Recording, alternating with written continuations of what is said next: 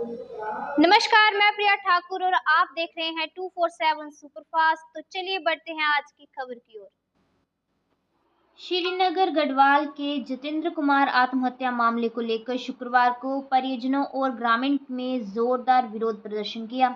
तलसारी स्थित उनके घर पर पार्थिव शरीर को बलकेदार घाट ले जाया गया, लेकिन न्यायिक कार्रवाई पर ठोस आश्वासन न मिलने पर परिजनों ने अंतिम संस्कार से इनकार कर दिया। उनका कहना है कि अंतिम संस्कार के बाद जांच प्रभावित हो सकती है। इस दौरान ओंकाद कार्यकर्ता और ग्रामीण ने कीर्तिनगर पुल पर धरना देकर ऋषिकेश बद्रीनाथ राष्ट्रीय राजमार्ग बाधित करने का प्रयास किया, जिससे क्षेत्र में तनावपूर्ण स्थिति बन रही है।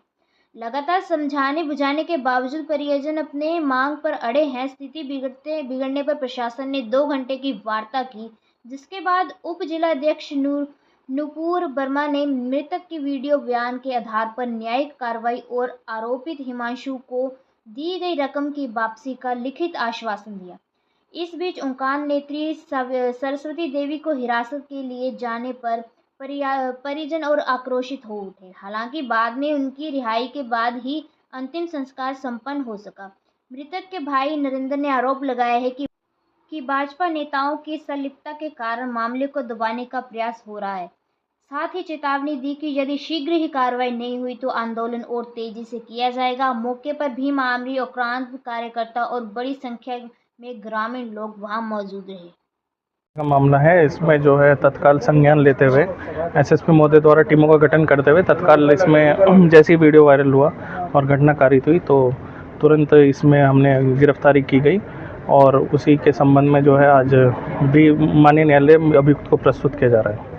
देखिए, परिवार का जो है थोड़ा रोष उन्होंने जाहिर किया तो उसमें हमने समझा बुझाकर और कार्रवाई का आश्वासन देकर उनको जो है अंतिम संस्कार के लिए मनाया गया है और अंतिम संस्कार की कार्रवाई चल रही है। देखिए, आरोपी एक गिरफ्तार हो चुके हैं, 306 की धारा लगी है, अन्य पहलुओं पर भी जांच की जा रही है और अन्य जो भी अभियुक्त प्रकाश में आएगा या जो भी तथ्य प्रकाश में आएगा सबको विवेचना में सम्मिलित किया जाएगा। देखिए, मैंने जैसे कहा विवेचनात्मक कार्रवाई प्रचलित है, अन्य अभियुक्तों को भी या अन्य जो भी पहलू आ रहे हैं तो सबको विवेचना में सम्मिलित करके उचित वैधानिक कार्रवाई की जाएगी। देखिए, विशेष टीमों का गठन भी किया गया है और उसी के संबंध में हमारी टीमें लगातार प्रयासरत हैं। जल्द ही जो भी तथ्य प्रकाश में आएंगे उन सबको जैसे मैंने बताया इन्वेस्टिगेशन में हम सम्मिलित कर रहे हैं। देखिए, अभी जो है अंतिम संस्कार चल रहा है और परिवार वालों को हमने समझा भी दिया है, साथ ही साथ उनकी जितनी भी मांगे हैं और जो भी उनके कंसर्न्स हैं उन सबको हमने विवेचना में सम्मिलित करके उचित न्यायिक प्रक्रिया के तहत सज़ा दिलाई जाएगी। बिल्कुल, ये पौड़ी पुलिस प्रतिबद्ध है कि जो भी पीड़ित परिवार है उसको उचित न्याय मिला।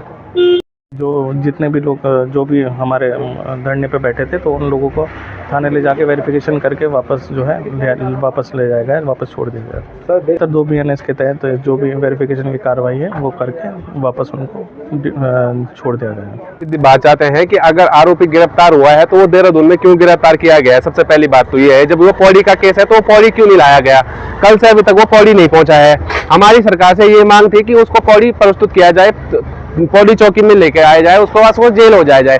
हमारी मांग सीधी सी है भाई, मौत के बदले मौत, हमें उसको फांसी चाहिए बस। पौड़ी ले जा रहे थे पुल पे, हमें यहाँ पे धरना करना था, हमें यहाँ पे बैठना था अपने भाई की बॉडी के साथ में। हम तब तक बॉडी को हिलाएंगे नहीं जब तक आरोपी यहाँ पहुंच नहीं जाता है, जिसकी वजह से आज मेरा भाई इस दुनिया में नहीं है। नहीं है भैया, हमारे साथ में कोई नहीं है, ये ऊपर से दबाव आ रहा है इनकी तरफ से, ये हमें रोका जा रहा है, उसके लिए कोई कार्रवाई नहीं की जा रही है। इतनी पुलिस प्रशासन यहाँ पे खड़ी हो रखी है हमें रोकने के लिए, जाके उसको पकड़ के लाओ ना। हम नहीं करेंगे, ये कल तक ले आते उसे, हम भी सीधे सीधे उसका अंतिम संस्कार करते, हमें जरूरत ही नहीं पड़ती। बिल्कुल, मेरे भाई पे जो आरोप लगाए गए, जब यहाँ पे उसको कूड़ेदान के खिलाफ वो लड़ रहा था, उसने थोड़ी सी अपशब्द कह देते, उसे सीधे जेल करवा दी गई। जब उसने जगह जगह कुछ केस करवाए तो तब कोई कार्रवाई नहीं की गई है, कोई भी कार्रवाई नहीं की गई। जैसे मेरे भाई की पोस्टें डाली गई कि ये व्यक्ति यहाँ गिरफ्तार कर दिया गया है, फोटो डाली गई, कल तो पुलिस प्रशासन द्वारा सिर्फ ये बताया गया हिमांशु चमोली गिरफ्तार हो गया है। ना हमें कोई वीडियो मिली है, ना उसके हमें कोई फोटो मिली है, ना कुछ। हमें कैसे भरोसा होगा कि वो गिरफ्तार हो गया है। किया जा रहा है कि आप बॉडी, कल से हमारे घर में, हमारे गाँव में तहसीलदार साहब हम 3 बजे हम पौड़ी चले गए थे, तहसीलदार साहब 3 बजे हमारे गांव में पहुंच गए, 10 बजे तक वहां बैठे रहे, हमारे यहाँ लोगों को समझाते रहे। मेरे पापा को बोला गया कि आप जल्द से जल्द बॉडी को जला दो कल सुबह, ज्यादा टाइम मत लगाओ। ये हम पे क्यों दबाव डाला जा रहा है। बिल्कुल सीधी सी बात है, ये राजनीतिक से जुड़ा हुआ मामला है सारा, बड़े बड़े नेताओं के थ्रू इन पे दबाव बन रहा है और ये लोग उनकी ही सुन रहे हैं, हमारी कोई नहीं सुन रहा है। सेम चीज वही हो रही है कि आप सीधा पे लगा दो, हम आपके साथ खड़े हैं, उसके बाद ये हमें कहीं दिखेंगे नहीं, हमें ये मिलेंगे नहीं, हम परेशान घूमते रहेंगे। हमारी इतनी हिम्मत नहीं है, हम तब तक बॉडी नहीं जलाएंगे जब तक हमें इंसाफ नहीं मिलता। मेरा भाई मरा, इसलिए आपने उसकी पोस्ट पढ़ी होगी तो उसने सीधी सी बात लिखी है कि मैं जीते जी तो अपने आप इंसाफ नहीं पा सका, मुझे मरने के बाद तो इंसाफ मिलेगा। अगर उनसे इंसाफ नहीं मिलेगा तो उसकी आत्मा को कभी शांति नहीं मिलेगी, और ये हम कभी चाहेंगे ही नहीं। हमें पहले तो हमारी गाड़ी रोक दी गई, जब हम उसे कंधे से लेके जा रहे थे, हम पे धक्का मुक्की पुलिस द्वारा की गई। सारे पुलिस वाले मेरी बहन पे इतना धक्का मुक्की वहां पे की जा रही है, अभी भी इतने परेशान है वो, उसकी तबीयत खराब है। अगर हमें इंसाफ नहीं मिलेगा, जहां मेरा भाई मरा वहां मैं भी मर सकता हूँ इंसाफ के लिए। अगर मेरे भाई को इंसाफ नहीं मिला तो मैं खुद भी आत्महत्या कर दूंगा।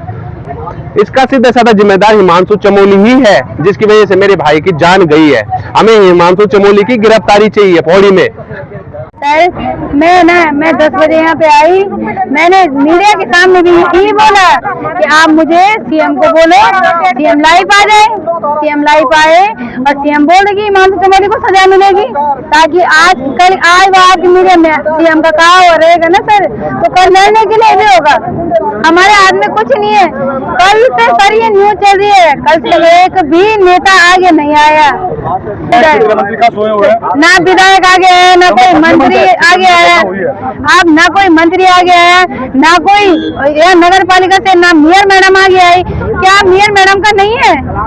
अगर हम पौड़ी में आते सर तो कूड़ादान बना हुआ अब एक तरीके से हमारे उसमें, इसके लिए भी मेरे भाई को कितना टॉर्चर किया जा रहा है यहाँ से, आप बताओ। मतलब मेयर मैडम के हस्बैंड का नाम आ रहा तो मेयर मैडम आगे ही नहीं आई। सर हिमांशु चमोली है सीएम का राइट हैंड। थोड़ा उधर हो यार। नहीं आपकी मैडम, मैं रोड में जाने वाली हूँ। आपकी मैडम, अगर कोई और आपकी डीएम मैडम कहाँ है? ये देखो ना सर, मैं मैडम मैंने 12 बजे का टाइम मांगा हुआ है। ये नहीं कह रही आपकी मैंने क्यों यात्री को परेशानी हो, आगे ही बोला था। हाथ में नहीं ले सकते हो यार।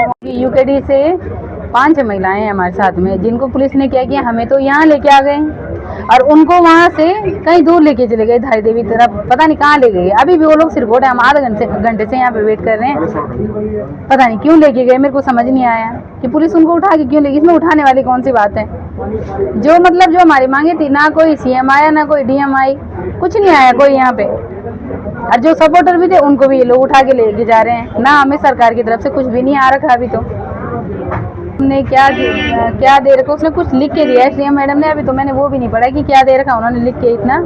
पर उसमें भी शायद ऐसा तो उन्होंने कुछ ना हमारी सुरक्षा के लिए कुछ दिया उन्होंने उसमें, बस हिमांशु चमोली के लिए बोल रखा है कि हाँ नियमानुसार उस पर कार्रवाई होगी। पर मैं आपसे रिक्वेस्ट करती हूँ कि वो हिमांशु चमोली ना छूटे।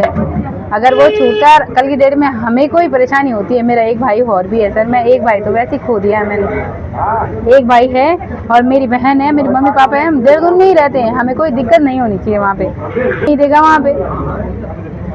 पुलिस ने भी हमें यही समझाने का किया है, क्योंकि आप देख रहे हो ना यहाँ पे कितनी सारी पुलिस थी आज, मतलब एक तो हमें बॉडी यहाँ से आगे लेके नहीं जाने दिया, यहाँ पे इतनी सारी पुलिस थी कि हम तो खुद हैरान थे कि हमने क्या कर दिया ऐसा। आतंकवादी तो कोई था नहीं मेरा भाई, उसे इतना मजबूर किया गया कि वो आत्महत्या करने पे मजबूर हो गया, उसने अपनी आत्महत्या कर दी। उससे पहले उसने वीडियो डाला कि किसकी वजह से की है, और उसी के सपोर्ट में सब लोग हैं।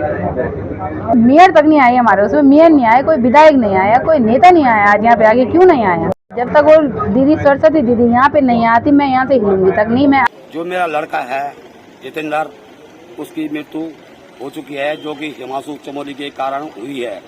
उसने अपने को सुसाइड किया है। मेरे पत्रकार भाइयों से मेरा निवेदन है, मैं विनती करता हूं कि इसे कड़ी से कड़ी सजा हो, और जिसका इसका पैसा है जो 70 लाख रुपए है, ये शासन जो कि हमारे श्रीनगर के एसडीएम साहब हैं, उन्होंने मुझे लिख के दिया है, तहसीलदार साहब ने मुझे लिख के दिया है कि इसकी जांच होगी, न्यायालय द्वारा मुझे उसका पैसा वसूल कर दिया जाएगा। हम आपके साथ में हैं। मैं इसीलिए पत्रकारों को से ये बात करना चाहता हूँ, कहीं ये मुझसे धोखाबाजी ना करें। मुझे आपसे विनम्र निवेदन है कि मुझे शासन द्वारा मदद चाहिए, और जो हमारा पुलिस प्रशासन है, मुझे जाम लगाने से रोक दिया गया। कम से कम मुझे 2 घंटे से यहाँ पर मेरी जनता खड़ी है, मेरे भाई बहन खड़े हैं जो कि मेरे क्षेत्रवासी हैं, जिन्होंने मेरा साथ दिया। मैं इनका बहुत बहुत आभारी हूँ, क्योंकि भाई बंधुओं आज मेरे पे ये घटना घटी है, कल आप लोगों पे घट सकती है, आपके भाई के साथ भी घट सकती है। अगर प्रशासन हमारे साथ कोई मदद नहीं करेगा तो ऐसे सबका नतीजा होगा। जैसे हमारा 32 साल का लड़का जितेंद्र गया है, मैं आंसू से आज रो रहा हूँ और यहाँ पर आप लोगों के साथ सम्मुख खड़ा हूँ, जो भी बयान कर रहा हूँ अपने दम के साथ कर रहा हूँ। ठीक है, मुझे आपसे निवेदन है कि प्रशासन मेरी पूरी मदद करे। हाँ, ये बता रहे हैं कि हिमांशु चमोली की गिरफ्तारी हो चुकी है। मैंने भी गिरफ्तारी देखी है क्योंकि वो खान चौकी में है।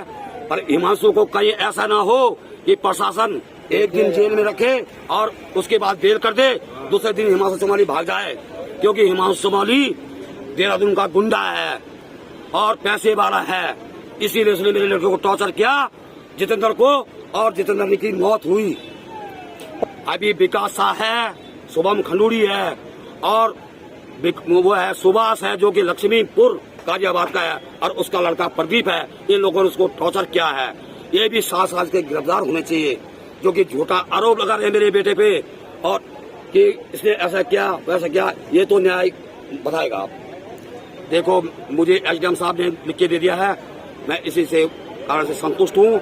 अगर इसमें कोई कार्रवाई नहीं होती है तो पूरी जनता फिर माने तहसील में धरना रखेगी। लिख के दे रखा है, जो भी लिख के दे रखा है, एसडीएम साहब ने लिख के दे रखा है, तहसीलदार साहब ने लिख के दे रखा है।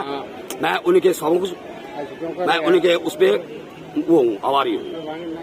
ये धामी सरकार से जो है, ये हिमांशु चमोली प्रदेश अध्यक्ष था और धामी सरकार से कल ही उसका इस्तीफा किया। मैं धामी सरकार को पूछना चाहता हूँ कि हिमांशु का कल ही इस्तीफा क्यों हुआ, जबकि वो जेल जा रहा था? क्यों हुआ उसको इस्तीफा? मैं धामी सरकार से पूछना चाहता हूँ कि इससे पहले उसका इस्तीफा क्यों नहीं कर दिया गया?